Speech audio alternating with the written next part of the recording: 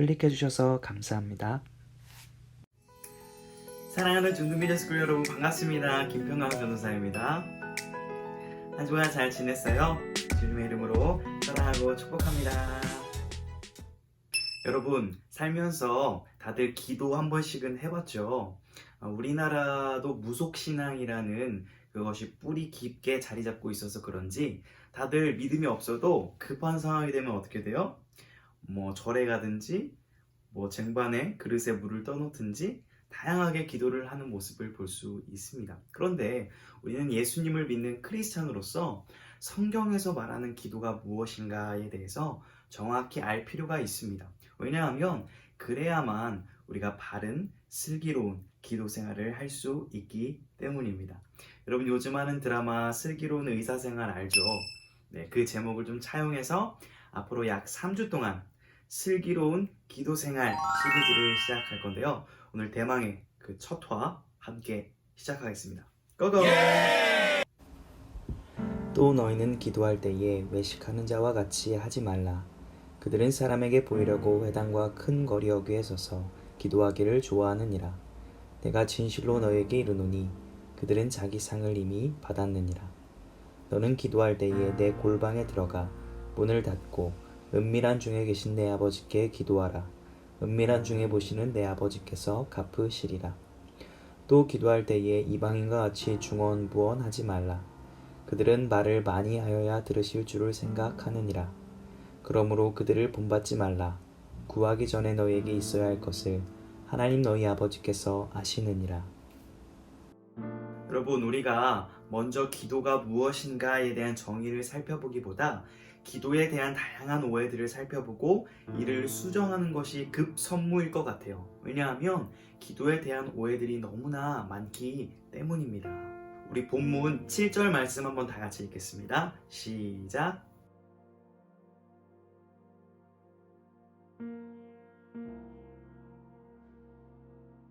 여러분 기도에 대한 오해 첫 번째로는요, 예수님 당시의 이방인들은 기도를 중언부언 많이 해야 하나님이 기도를 들으신다라고 생각을 했어요.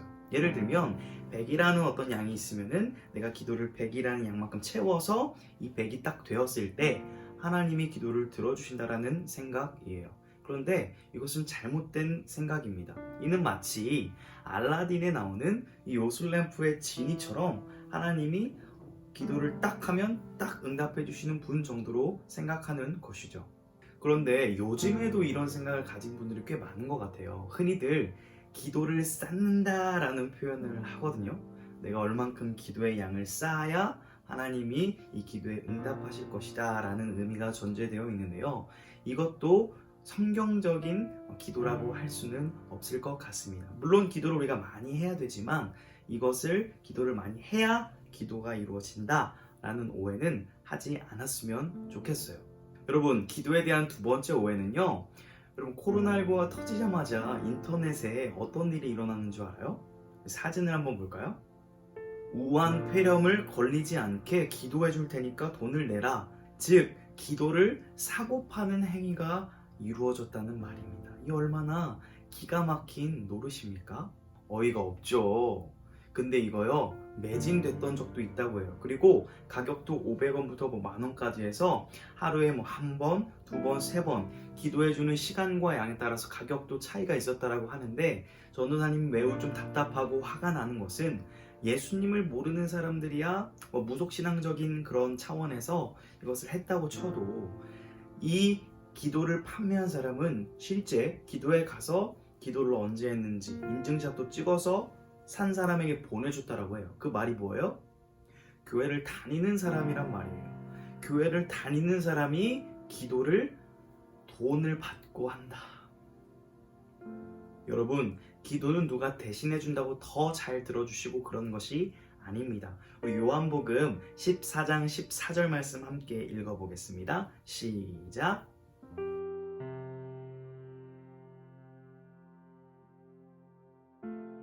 여러분 기도는요 예수님의 이름으로 드리는 자는 누구든지 하나님께서 들으신다라고 약속하셨습니다. 특정 인물이 기도를 한다고 해서 하나님이 더 잘 들어주시고 그런 것이 성경에서는 아닙니다. 물론 전도사님도 여러분들을 위해 기도할 것이고 선생님들도 여러분을 위해 기도하겠지만 여러분이 하나님께 예수님의 이름을 의지하여 나아갈 때 하나님은 반드시 기도를 들어주십니다. 이를 위해서 예수님이 십자가를 지셨는데 기도를 팔고 사는 행위는 이 십자가를 역행하는 행위입니다. 자, 세 번째로는요. 여러분 사랑의 불시착이라는 드라마 알죠? 거기 2화에 보면 재미있는 장면이 나와요. 사진을 볼까요? 한 명은 손예진이 돌아오게 해달라고 기도하고 한 명은 손예진이 돌아오지 말라고 기도하고 여러분 하나님이 누구 기도를 들어주셔야 될까요? 결국 손예진이 돌아왔죠. 그러면 돌아오게 해달라고 한 사람에게 기도 응답을 한 것일까요? 아니요. 전도사님은 둘 다에게 기도 응답을 하지 않았다라고 생각을 해요. 왜냐하면 그들은 자신의 이익과 욕심을 위해서 기도를 했기 때문이에요. 기도를 자기 막 감정을 막 한풀이하듯 고해성사하듯 하나님 앞에 욕심을 막 아뢰는 것을 기도라고 생각하면 매우 곤란합니다. 여러분 이쯤 되면 왜 이렇게 기도가 어려워 나 기도 안 해 이럴 수 있는데요. 여러분 그러지 마세요. 전도사님이 좀 더 잘 알려주려고 이렇게 하는 것이고 여러분의 신앙의 수준에서 솔직하고 여러분의 필요한 것을 구하면 신실하신 하나님께서는 또 우리들에게 필요한 것을 채우시는 분이니까 오해하지 마시고 지금 이것은 기도의 본질이 무엇이냐에 대해서 전도사님이 깊이 고찰하고 있는 중이니까 잘 기억하고 기도를 꼭 했으면 좋겠어요. 그렇다면 오늘 본문에서 말하고 있는 슬기로운 기도 생활의 모습은 어떠한 것일까요? 우리 6절 말씀 함께 읽겠습니다. 시작!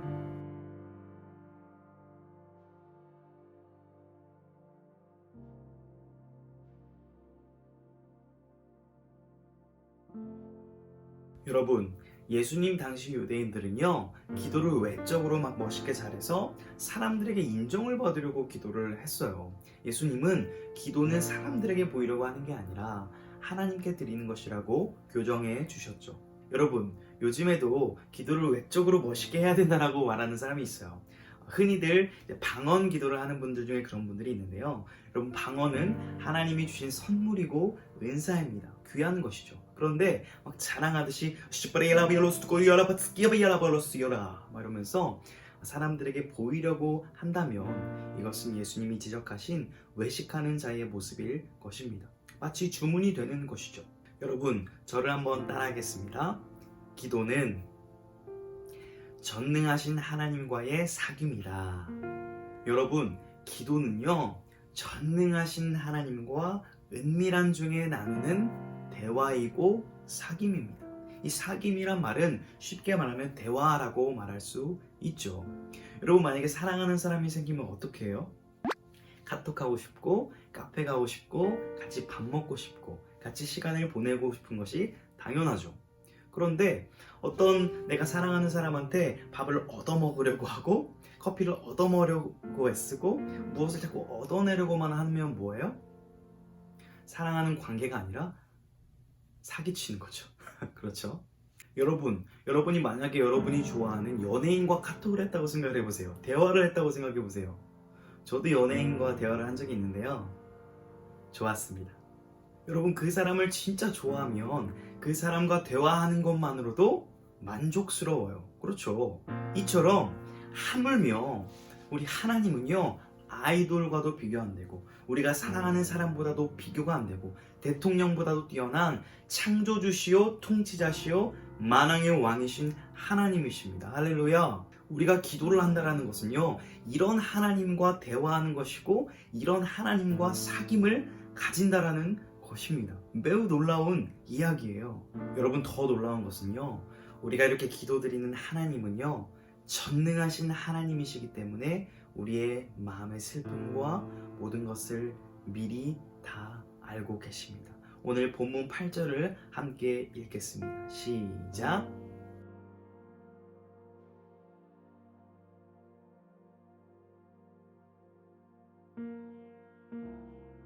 여러분 우리가 기도드리는 분은요 우리의 모든 필요를 우리가 말하기도 전에 알고 계시는 전능하시고 신실하신 하나님이십니다. 이 하나님과 우리가 대화를 한다라고 생각해 보십시오. 너무나 감격스럽지 않으십니까? 여러분, 기도는요, 전능하신 하나님과의 사귐입니다. 막 이 하나님과 대화하고 싶고 하나님께 우리의 마음을 막 아뢰고 싶지 않으세요? 아니라고요? 한번 해보세요. 좋아요. 여러분, 그러면 기도는 어떻게 하냐고요? 그 기도의 내용에 대해서는 다음 주부터 자세히 다룰 것인데요. 여러분, 이번 한 주 동안 기도할 수 있도록 전도사님이 팁 하나를 줄게요. 기도는요, 화려하고 멋있는 형식이 굳이 필요 없습니다. 어디서든 언제든지 여러분이 하나님과 은밀하게 대화할 수 있는 시간을 마련해서 진솔하게 말하는 것이 중요합니다. 아무에게도 말할 수 없는 그 말이라고 할지라도 진솔하게, 은밀하게 하나님께 그냥 이렇게 이야기하는 겁니다. 하나님, 제가 많이 힘듭니다. 저를 좀 도와주시면 안 될까요? 하나님, 제가 하나님은 잘 모릅니다. 그러나 하나님에 대해서 알고 싶고 제 삶이 너무나 답답하고 힘든데 제 삶을 좀 도와주시면 안 될까요? 이렇게 말입니다. 사랑하는 여러분, 저 또한 여러분의 시절에 그렇게 기도했어요. 그리고 지금도 여전히 제 민낯 그대로 하나님 앞에 나아가서 진솔하게 고백하고 대화하곤 합니다. 그럴 때 세상이 줄 수 없는 평안이 저와 여러분에게 임할 것입니다. 사랑하는 여러분, 하나님께서는 저와 여러분이 하나님께 진솔한 기도를 드리기 원하세요. 우리 시편 51편 말씀 한 구절 같이 읽으면서 말씀 마무리하겠습니다. 시작!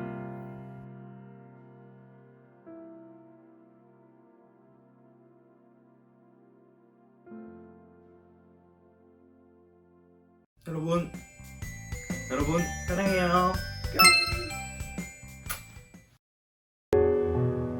샬롬, 시청해주셔서 진심으로 감사드립니다. 좋은 하루 되세요.